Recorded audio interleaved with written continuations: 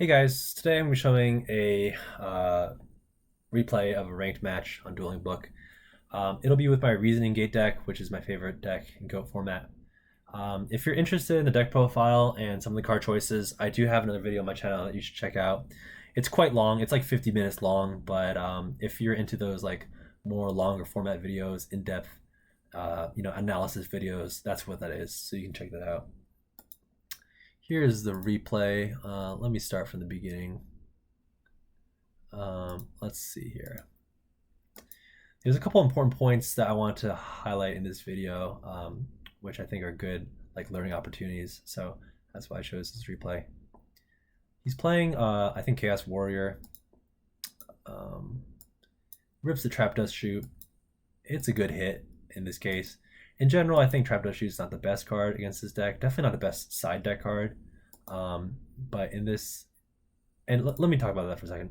It's not the best side deck card because this deck runs a pretty low monster count, first of all.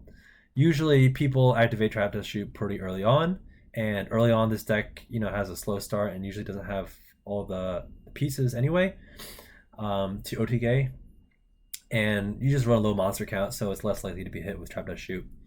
And knowing what's in the Reasoning Gate player's hand, really isn't that helpful because it's usually just Dimension Fusion and Monster Gate Reasoning. Like, what they're going to do with it. They're going to activate it, right? There's not too much knowledge that you gain from knowing what's in their hand. So, like when people play this against me, I'm not too upset about it. It's just a 1-for-1. If they use it at the perfect time to get rid of my Chaos Monster when I'm about to combo off, that's a different story, but they usually use it in the very beginning, so it's not too bad, not the worst thing. Like, Duo's a lot worse. But I just sit on the break. Yeah, I get rid of the back row, I just don't want to deal with it. So I'm going to Crane, try to get in there for 16. Or I do get in there for 16, rather. He's got a dead hand, lucky me. I think he just starts setting some back row as bluff. He accidentally plays the Nobleman, so that's fine. I just try to get in there again with the Crane for another 16. Great. He top decks a monster finally. That's good for him. If you've watched my other video, I've talked about how really good Kaiku is against this deck because it stops you from summoning your Chaos monsters and it can banish your light and dark targets. So I'm just naturally, I'm just naturally gonna want to get rid of this Kaiku ASAP. So I'm gonna try to break it. If he's smart, he'll use the Solemn Judgment, which he does. That's definitely the right play here, because he'll get rid of my Crane. He'll have advantage, field presence on his side of the field. He doesn't have any other monster to summon, so it's good to sit on this one monster that he does have. And when you're playing Kaiku against a chaos-based deck, it's really just a game of protect the Kaiku. Like, if you can just keep the Kaiku alive, then you're already in a really good spot. So that's 100% the right play there. Top deck another Crane. I'm thinking here because what can I do here? Not much. I can Metamorphosis this for a Darkfire and try to ram or crash the Darkfire into the Kaiku to summon the BLS, but then it's already main phase 2. And I can't even summon the BLS because he's got the Kaiku on the field, so that's not even a viable play path. Never mind. I just set the Crane, hoping for the best here. He knocks it. That's really good for me. Okay, right here, he misplays. Big misplay. He banishes my Crane. That is a misplay. Like I said in my other video, if you're playing against Reasoning Gate, you really have to think twice about when you're using Kaiku's effect to banish, because you're making their Dimension Fusion more live. And this is a misplay because I don't even have a dark target in grave. I can't summon a Chaos Monster. And he has the Kaiku on the field. So it doesn't even matter if I had a Chaos Monster, which I do, but I can't summon it. So there's no reason to banish this Sacred Crane. He messed up. I use meta. I really just use meta and Thousand Eyes in this deck to bait out back row. When you're playing against like Chaos Warrior decks like this that sit on one monster and a lot of back row, you bait out a lot of Solemn Judgments with Metamorphosis, which is exactly what I'm trying to do right here. He doesn't even have it, so that's great. But I do get hit with Sakuretsu, that's fine.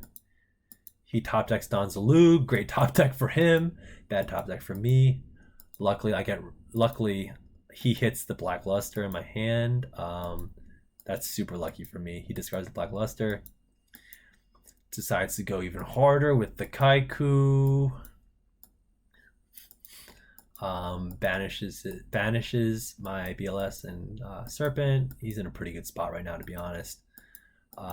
Let's see here. I gate for 8.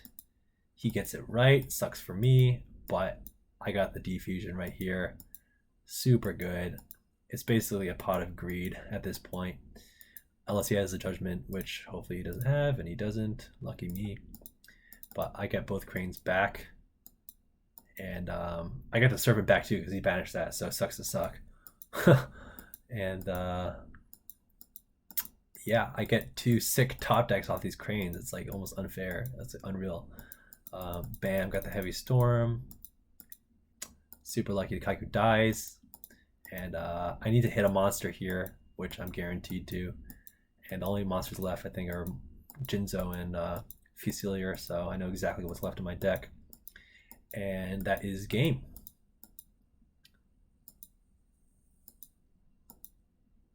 Yep, that is game. Let's see what we got here. All right, next game. He's going first again. He kept the Trap Dust Shoot in his deck. If you're going first, that's pretty fine, I guess, to leave the Trap Dust Shoot in the deck. There's so many better cards to side against this deck, though, like Jowgen. If he just summons Jowgen, then I might auto lose to that, to be honest. But it ends up working out for him because he puts the Crane back in my deck, which is really good because I could have almost OTK'd. Like, if I Crane that, or if I Monster Gate that Crane and I hit a Jinzo or a Demok, then I got the Chaos and the Dimension Fusion, like, he's going to lose. And I have another Monster Gate, so if I hit any Dark, he would have lost right there. So actually that Trap Dust Shoot worked out really well for him. Do I take this or do I Mirror Force this? I Mirror Force this just to get it off the board. I have the Defusion in hand. I just want to protect as much life as possible. I accidentally took 18. I don't know why I did that, but luckily I got the Scapegoats for the Monster Gates so I can pop off next turn. Yeah, pop off is exactly what I do. Hit a Crane, pretty good. Hit a Reasoning. Okay, right here. So I tend to activate Reasoning first and then Monster Gate. In that order, you could do the Monster Gate first, then the Reasoning.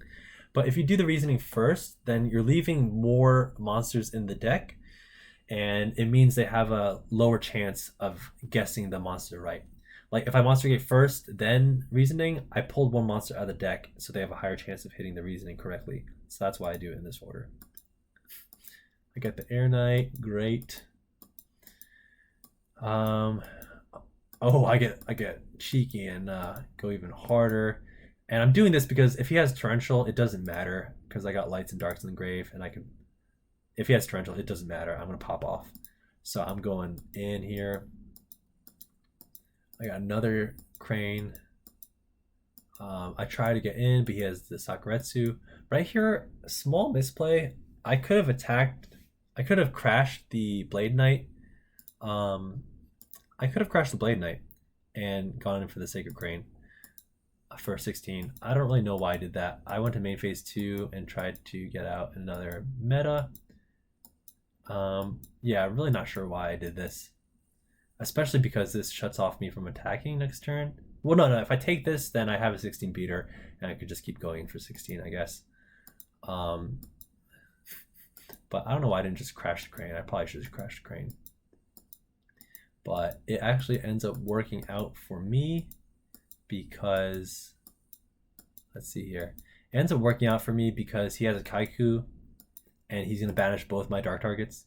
So it's kind of good that I made this Thousand Eyes, because he runs it over right now, and now I have a dark target engraved. So that was a misplay, but ended up working out for me. Great.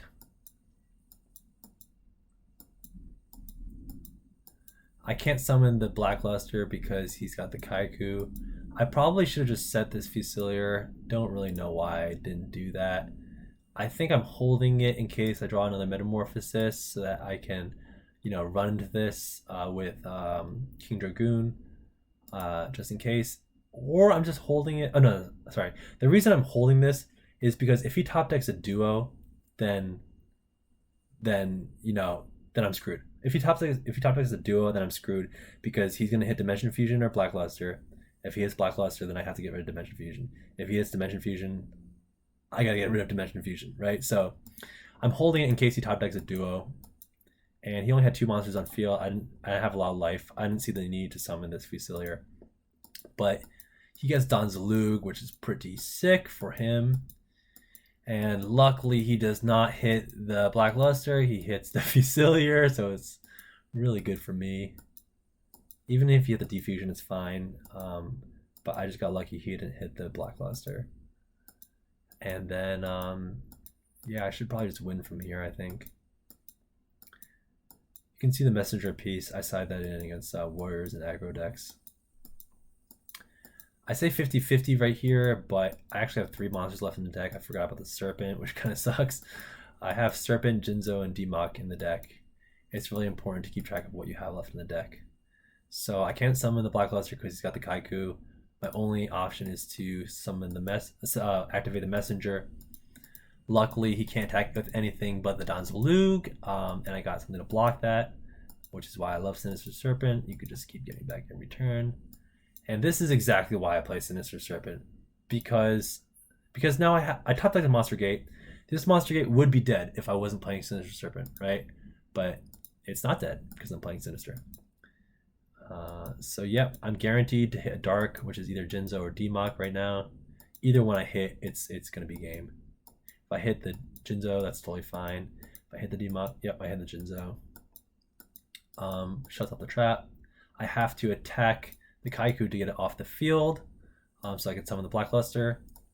I decide to summon the Blackluster and activate the Defusion right now, because if he top decks Duo, then I'm fucked. And if he top decks another, if he has another Kaiku in hand or top decks it, or if he has Snatch Steal, then I'm screwed. So I just do this a little bit proactively and try to put myself in a good position. I know he can't activate Torrential because I got the Jinzo. So I just go hard right here. And I get to draw off that. And then I'm going to banish the Donzalug because I hate Donzalug. And yeah. He admits defeat. Not much he could do here. The best he could do is, I guess, kill the Crane. But I'm about to go off next turn. He has only traps. So yeah, I hope you learned from this. He made some pretty nasty misplays with the Kaiku. That's the main thing I want to highlight here, and then also highlight like why Sinister Serpent is just so good. Just for those times where you top deck Metamorphosis, you top deck Monster Gate, you top deck Lightning Vortex. It's just so good. So yeah, thanks for watching.